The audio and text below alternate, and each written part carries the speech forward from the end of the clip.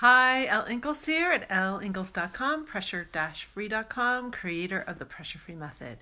And my topic today, what came up in my mind today was often when you don't see someone very often, like once or twice a year, usually during holidays or birthdays or things, people ask you interesting questions. And I see my friend Sally has come on here. Welcome, Sally. Hope New England is as beautiful as it is here in Michigan today. And that people will ask you questions that can really put you in a not so good mood or make you even question what's going on in your life. And there are questions that that usually have to do with the big chapters, like maybe you've been working on some college degree and you're not done. So you haven't finished your degree yet? You'll get that kind of a question. Or maybe you're dating someone and people think you should be married to them by now. So, no ring on your finger yet? You'll get that kind of a question. Or, no, you're not pregnant yet? These kinds of, it's not happening for you yet? Like you're behind. You're behind the game. Or, oh, I hear that you had a tough year, or your mom said this, your dad said this.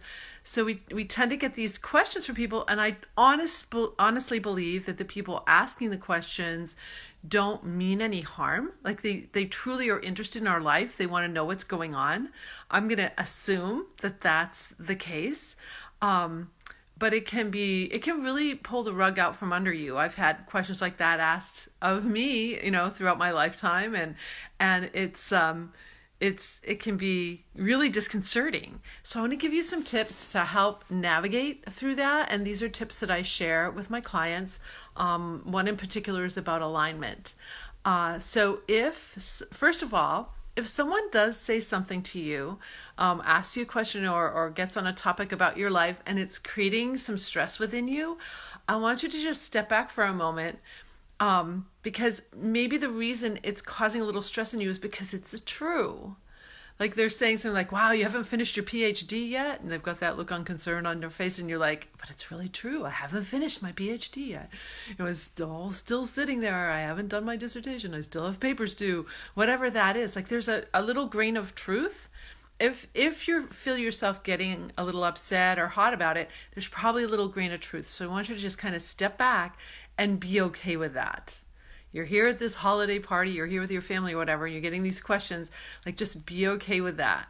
And you can use the smile, which is an easy pressure-free tool, and just say, yeah, still working on that. Or, no baby yet. Just keep a little smile on your face when you respond back, and that's going to help you feel better. Along with keeping a nice relationship with the person asking you the questions. They're curious. They want to know about you, and that's actually a pretty nice thing. So, it's parodied a lot in movies. You'll see people like that pounded with the questions. But again, I'm going back to feeling that honestly the person cares about you. So the first step is just like if there could be a little grain of truth, so just kind of let it go. Keep your smiling going a little bit. Keep it light.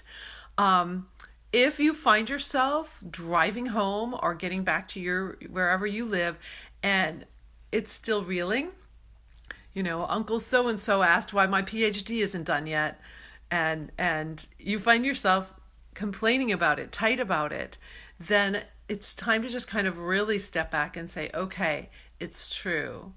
And is the PhD what you really want to do? So ask yourself if this is the expectation of the person that you were talking to. Is it really your expectation too? Like you feel like you should have achieved this by now, or you should be this further along, or whatever that thing is. And then take a look at your current situation and choices. Like what is preventing you from attaining that if you really, really want that? Or is this really not what you want at all? You got the knowledge that you wanted out of whatever studies you were doing, and the degree didn't come, but that's okay. You're okay with that. So you can make a decision about this expectation, and maybe you're going to change it up a little bit. Or you come over to this side over here and say, okay, this is what I'm choosing, my lifestyle choices, what I'm focusing on these days, and maybe you need to make some shifts.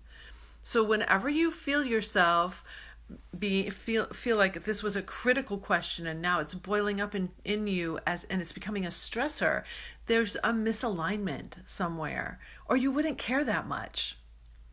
you wouldn't care that much. You would just kind of blow it off like, oh, Uncle Joe still thinks I'm going to get a PhD in whatever, in history.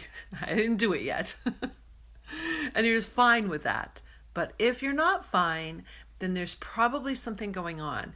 And you can also see, are you playing the blame game? Are you shaming yourself or blaming other people for why you haven't reached this expectation? So it'll be like, well, it's his fault, or I got pregnant and so now I can't finish my PhD, or whatever those things are. So there's a misalignment. And what I do with my clients is I go really deep on where do we need to make some adjustments so you gain alignment. When you gain alignment, then you're not in the blame shame game. These things that people say to you are not quite so heartfelt and critical and repeating in your own head. And you can have, I think, really more beautiful relationships with your people that you only see a couple times a year. So just to recap, I honestly believe people, if they're asking you questions, maybe the questions are uncomfortable, maybe they've got some sort of criticism in them, but people care about you. I mean, they're showing some interest in you. So accept that as a gift. Number one, just accept it as a gift. Keep smiling when you respond back, like, no, haven't done the PhD yet, or whatever your thing is that they're asking about. And then reflect later, because if it's still buzzing in your head, you need to do some personal reflection to say, wow, is there a grain of truth in there? I've let myself down. One of my coaches has shared with me, and I'm keeping 2020, this is important to me. Are we keeping our own word? Like, we say we're going to do something, and then we actually don't do it. So do you keep your own word to yourself?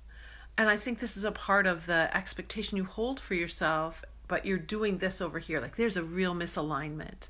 Are you keeping your word to yourself to achieve this degree or whatever it is you're working on, to start your family, to save some money, whatever the thing is? So I hope that's been helpful, because I know this time of year, I just remember getting questions like, wow, you and Peter don't have a kid yet? You know, it's like, nope, we don't. Or, you know, then William comes along, it's like, oh, wow, you're kind of old to be having a baby. Are you? I actually had someone ask me once if I was his grandmother. So you know, it's the chapters, the way we live our life and our chapters are very unpredictable sometimes.